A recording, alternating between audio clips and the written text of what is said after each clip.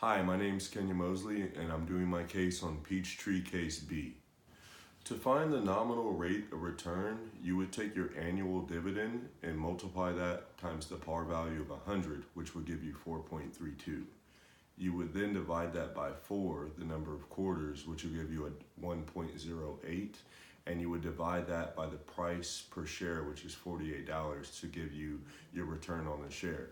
As you can see, the quarterly return will be 2.25%, and you multiply that times 4, and that will give you a nominal rate of return, which will be 9% right here, which I highlighted.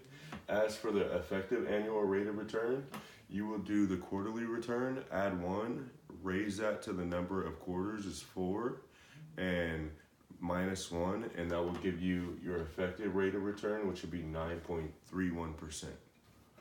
To find the current value per share, we have the par value, the nominal required rate, and the cumulative dividend par value. All those are given. And the shares outstanding start off with 300,000, and each period it has a sinking fund of 60,000 shares. To calculate the interest, I did the shares outstanding times the 9.75% of the dividends, and that gave me the interest right here.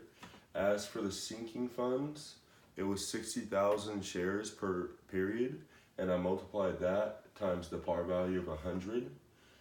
For the total payments, I did the interest plus the sinking fund right there, and then each of these are different, as you can see.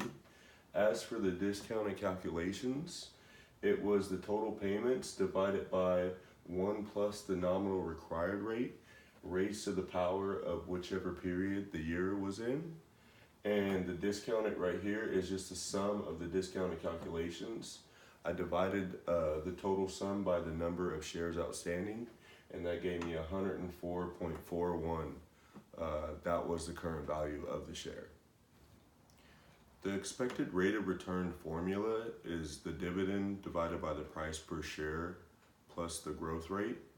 The dividend is $1.80, the price per share is $22.26, and then the growth rate is 6%. When I calculated that formula, I found out the expected rate of return is 14.09%. The expected dividend yield is calculated by the dividend minus the price per share.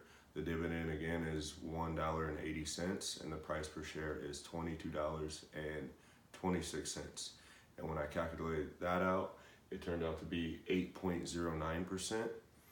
And the expected capital gains yield, you take the end price, subtract the beginning price, and then divide by the beginning price again. And to do that, the end price was the beginning price times 1 plus the growth rate, 1.06, minus the beginning price, which is $22.26, divided by $22.26 again, and that calculated out to be 6%. Here we have our annual dividends. For the first 5 years, the dividend growth rate will be a constant of 6%, and then after the 5th year, it'll grow to 7.5%.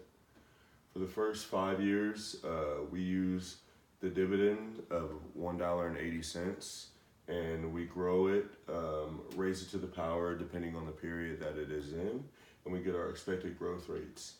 And then for period number 6, we go ahead and use period 5's expected dividend, and we raise that to 1.075. That is a 7.5 expected growth rate for the dividends. And to calculate the stock price at year 5, we're going to go ahead and take the dividend from period 6 and divide that from the difference of the required rate of return minus the dividend growth rate. That gave me $45.59. And then I went ahead and used the present value of the cash flows. And to calculate that, I used the dividends that I expected from the top, and I divided those by 1 plus the required rate of return, which is 13.5%. And I got a total, and at the bottom, the total value came to be $29.94, which is higher than the current price of $22.26. For part B and C, the expected dividends are the same as part A, and so is the required rate of return at 13.5%. The thing that is different is the expected dividends have a different period than part A, and which causes the present value of the free cash flows to be different. For part B, I got $32.18, and for part C, I got $34.62. The expected dividends yield is the expected dividend in period 1, which was $1.91, divided by the price, which I calculated in 3A, which was $29.44. The capital gains yield is calculated with the end price minus the beginning price divided by the beginning price, and that was the $32.18 minus the $29.44 divided by the $29.44, which I calculated out to be the 7.49%. The expected dividend yield was 6.37%, and the total return was the sum of those two, which calculated to be 13.86%. I used the dividend discount model, which is the dividend divided by the rate minus the growth, and I calculated a price of $25.44. The dividend itself was $1.80, and when you combine those, you get a price of the stock which was $27.24. The dividend had a constant rate of $1.80 for the first 4 years, and then the 5th year I used the price of the stock. To go ahead and find the present value of the cash flows, I divided those by the required rate of return plus 1 raised to the power of the period which it fall in. The sum of those gave me a total of $19.76, and that was actually significantly lower than the price of $29.44, which was calculated in part A. So I got the full year dividends per share, and that was on an annual basis. This information was provided by Value Line, and I calculated the growth rate between each year. Starting in the 2nd year, I used the formula of new minus old divided by old, and I changed those to a percentage, and those gave me these 4 percentages right here, and at the bottom I took the sum of those and divided by 4, which gave me an average of 7.96%, and that's the average growth rate. So here we see if the sustainable growth rate can match the 7.5%. The year, the return on equity, and the payout ratio are all provided by Value Line.